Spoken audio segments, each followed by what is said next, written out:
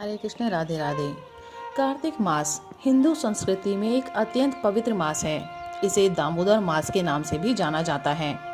यह पवित्र मास भगवान श्री कृष्ण की पूजा अर्चना के लिए समर्पित है एवं वैदिक शास्त्रों के अनुसार तपस्या करने के लिए सर्वश्रेष्ठ समय के रूप में वर्णित किया गया है। भगवान श्री कृष्ण कहते हैं, सभी पौधों में से पवित्र तुलसी मुझे सबसे प्रिय है। सभी महीनों में कार्तिक सबसे प्रिय है। सभी तीर्थों में मेरी प्रिय द्वारिका सबसे प्रिय है और सभी दिनों में एकादशी सबसे प्रिय है। पद्म पुराण में ये भगवान श्री कृष्ण ने कहा है। जैसे सतयुग के समान कोई युग नहीं है, वेदों के समान कोई शास्त्र नहीं है और गंगा के समान कोई तीर्थ नहीं है, वैसे ही कार्तिक के समान कोई मास नहीं है। जो भक्तगण कार्तिक मास के दौरान भक्ति में सेवा करते हैं, उन्हें भगवान श्री कृष्ण की व्यक्तिगत कृपा बहुत सरलता से प्राप्त हो जाती है।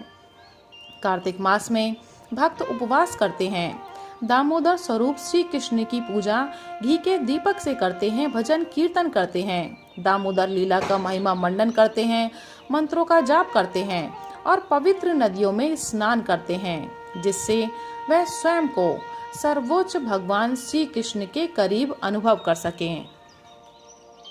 पवित्र कार्तिक मास की महिमा का वर्णन करने वाले कुछ शास्त्रों के अंश बताए गए हैं। नंबर 1, भविष्य पुराण के अनुसार, हे ऋषि, जो भगवान श्री कृष्ण के मंदिर के अंदर और बाहर दीपमाला की व्यवस्था करता है, वह उन्हीं द्वीपों द्वारा प्रकाशित पथ पर परम धाम के लिए प्रस्थान करेगा। एक व्यक्ति जो कार्तिक के दौरान और विशेष रूप से एकादशी के दिनों में एक सुंदर दीपमाला की व्यवस्था करता है, जब भगवान जागते हैं, अपने तेज से चारों दिशाओं को प्रकाशित करते हैं और स्थित होते हैं, एक चमकदार वाहन पर अपने शरीर की चमक से ब्रह्मांड को रोशन करते हैं। वे जितने घी के दियों की व्यवस्था करते हैं, उतने हजारों वर्षों तक भगवत धाम में रहेंगे। कार्तिक माह में दीप जलाना भगवान श्री कृष्ण की सेवा है। भगवान श्री कृष्ण के मंदिर के अंदर और बाहर दीपमाला की व्यवस्था करने से व्यक्ति को भगवान के समान स्वरूप की प्राप्ति होती है। कार्तिक मास में जब कोई दीपक अर्पित करता है, तो उसके लाखों करोड़ों पाप पलक झपकते ही नष्ट हो जाते हैं। जो भक्त भगवान केशव को प्रसन्न करने के लिए दीपक अर्पित करते हैं, वे इस मृत्यु लोक में पुनः जन्म नहीं लेते। कार्तिक मास में दीप अर्पित करने से सूर्य ग्रहण के समय कुरुक्षेत्र में स्नान करने या चंद्र ग्रहण के समय नर्मदा नदी में स्नान करने से प्राप्त फल से 10 लाख गुना अधिक पुण्य फल प्राप्त होता है।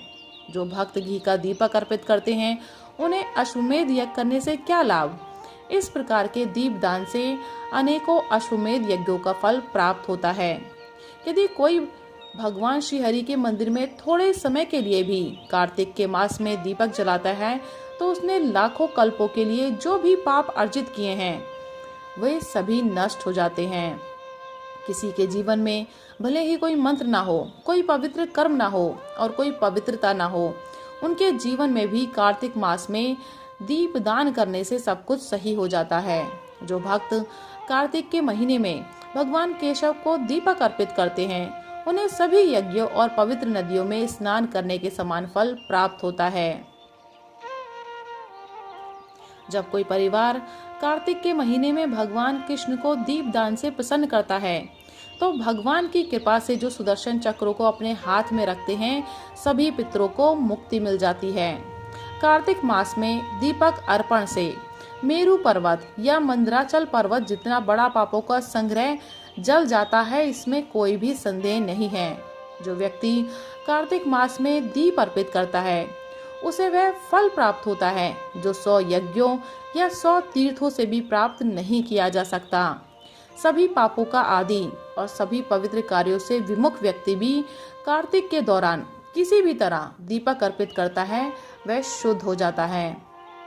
तीनों लोकों में कहीं भी ऐसा कोई पाप नहीं है जो कार्तिक के दौरान भगवान केशव को दीप अर्पित करने से शुद्ध न हो। जिस प्रकार अग्नि सभी लकड़ी में विद्यमान होती है और घर्षण द्वारा निकाली जा सकती है, उसी प्रकार कार्तिक मास के दौरान दीपक की भेंट में पवित्रता सदैव स्थित रहती है।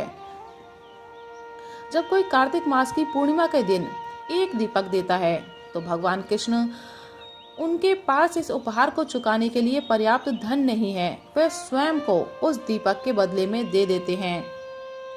जो कार्तिक मास के दौरान भगवान हरि को एक स्थिर दीपक अर्पित करता है वह भगवान हरि के आध्यात्मिक संसार में लीलाओं का आनंद लेता है।